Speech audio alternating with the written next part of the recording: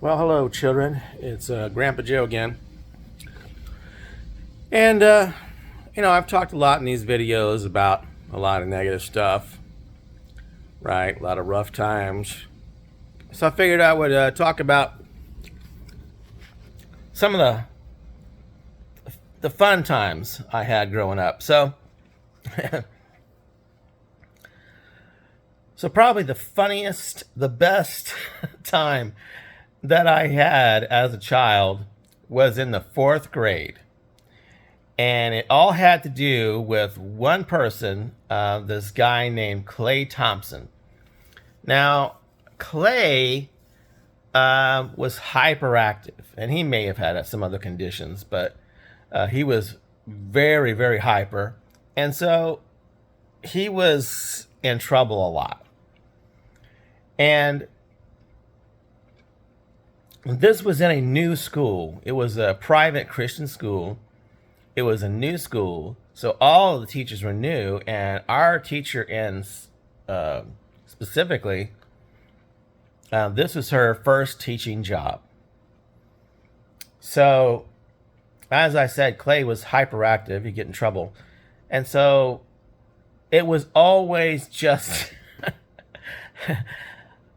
a hilarious fiasco with her trying to control Clay. So she would do stuff like, tell him to go stand in the corner.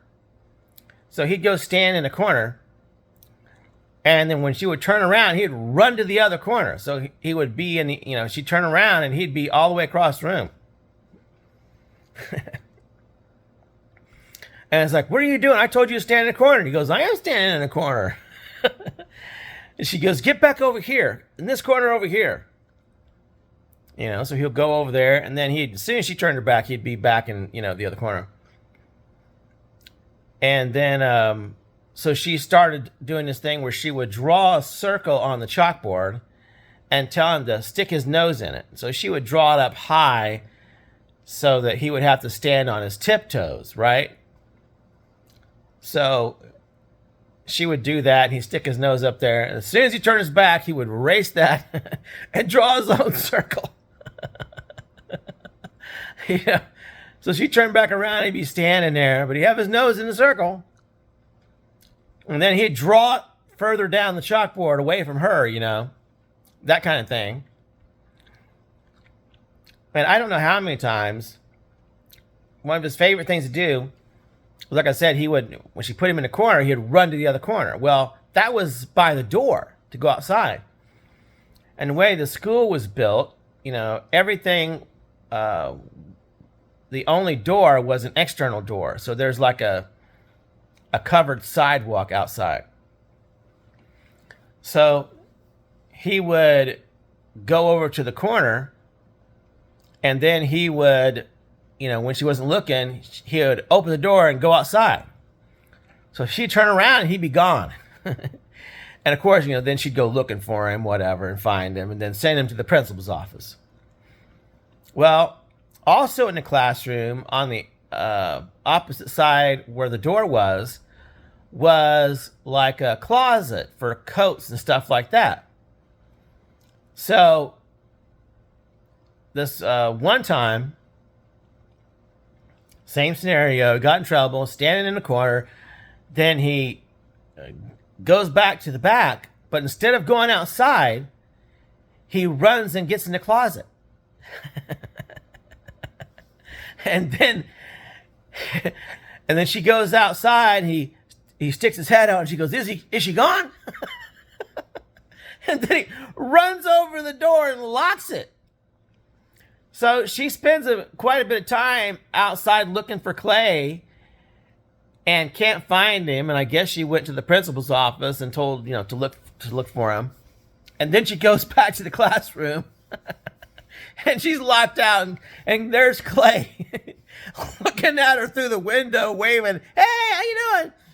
And of course she's screaming, open the door, open the door. And he just, waving at her. And finally, the principal would send somebody down there with the keys to open the door back up. And then he'd be in trouble again, But he was that was constantly, he was getting in trouble. And one of the things they told us, one day they took Clay and he was out of the classroom. And while he was out of the classroom, the teacher says, hey, listen, now Clay has hyperactivity. And so that can be worsened by, drinking sodas or sugar and things like that. So you kids, don't give Clay any candy or anything sweet, because that will just make him worse, okay? And we're like, oh, okay, sure.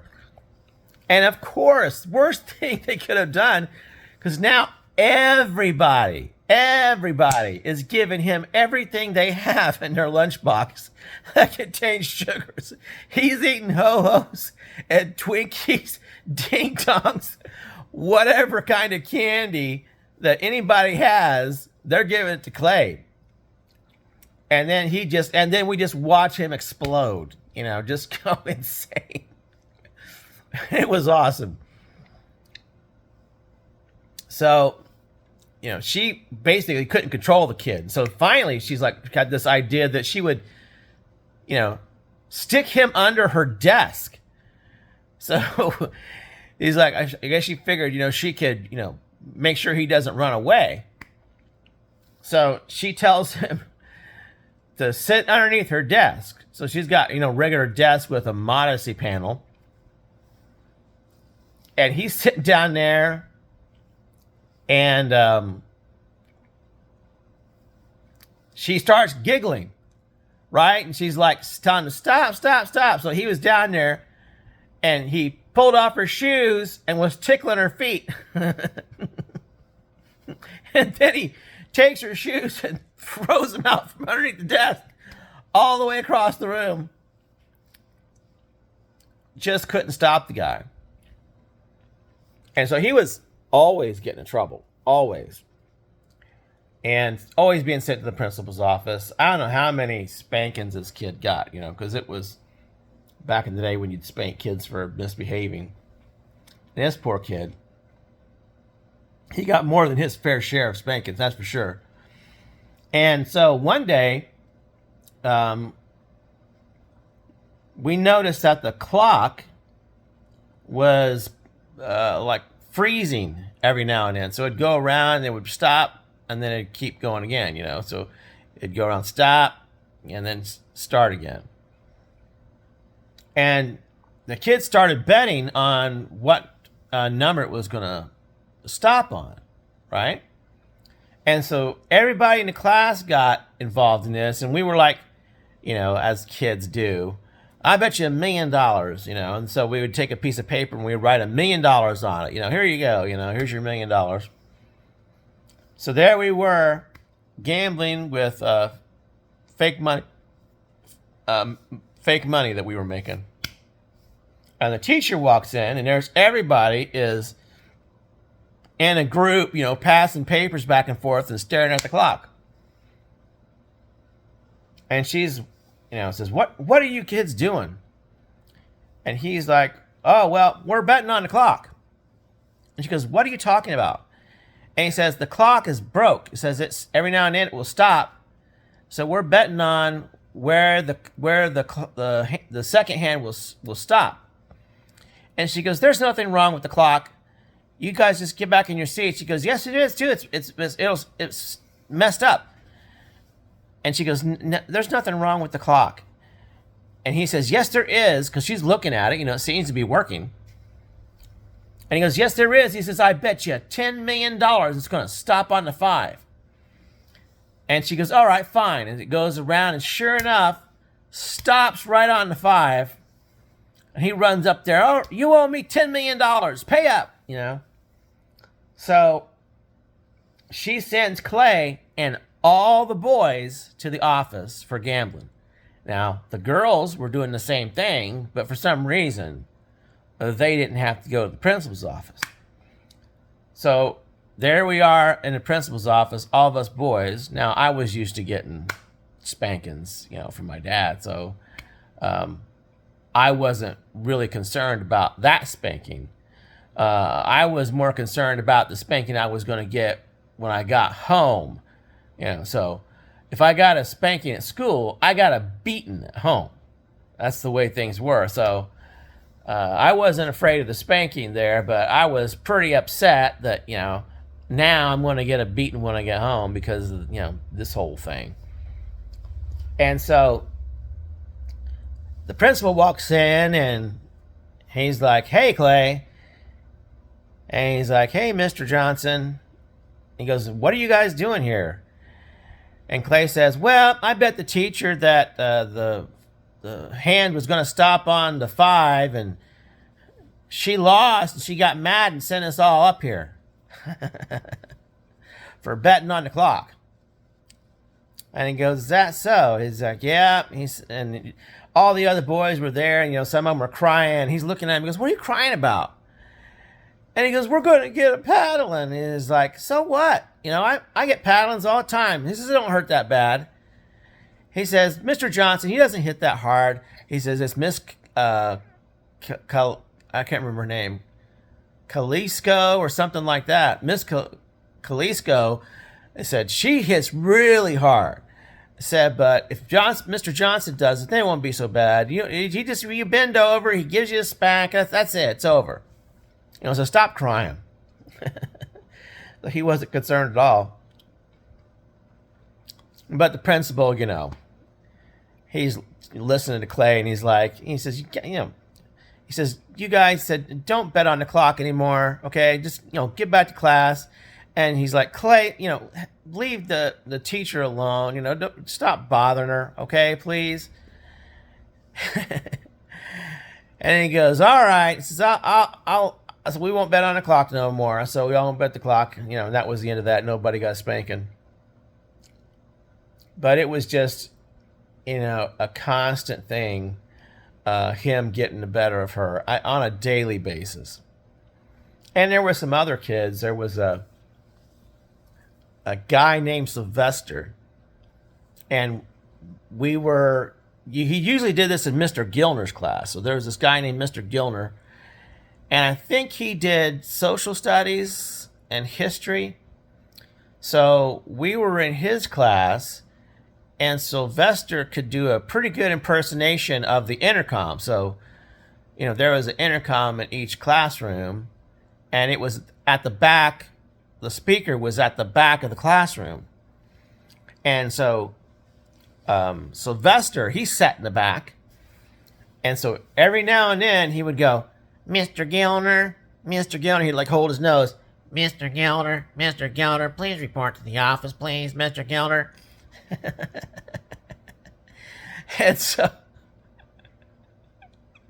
this idiot would just, he would shout, "Oh, okay, I'm on my way." And he'd just walk up to the office he didn't go check at go to the intercom and ask him, make sure or whatever.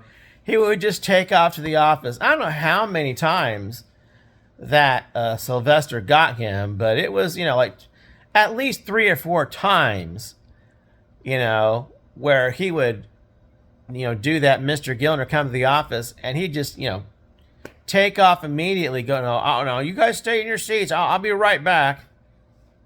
And so as before he even left, everybody would start cracking up because everybody knew it was Sylvester. I don't know if this teacher had a problem hearing or whatever.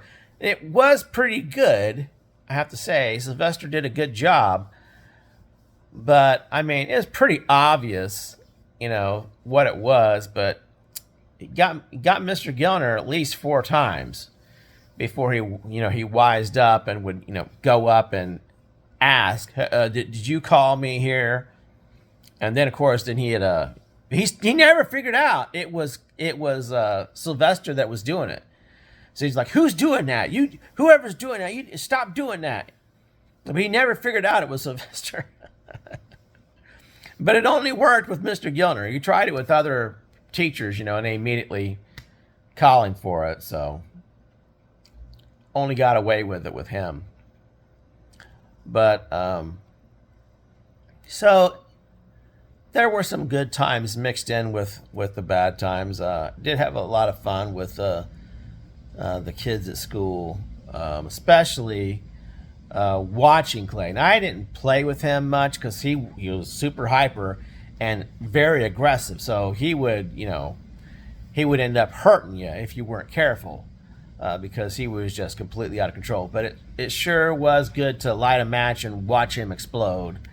And we just, nothing better than watching him, mess with the teacher. And then finally,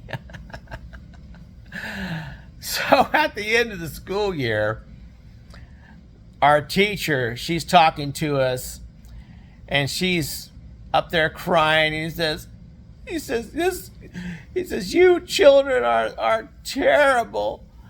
And I just want you to know that because of you, I am never working as a teacher again. I'm quitting. This is it for me. I'm not coming back.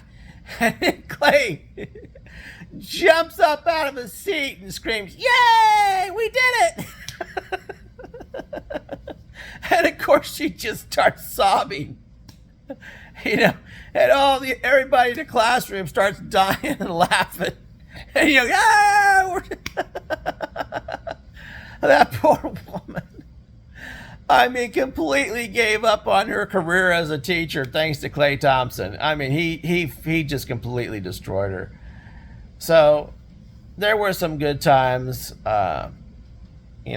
Watching Clay was one of the best. So I thought I would, make a little video talking about it.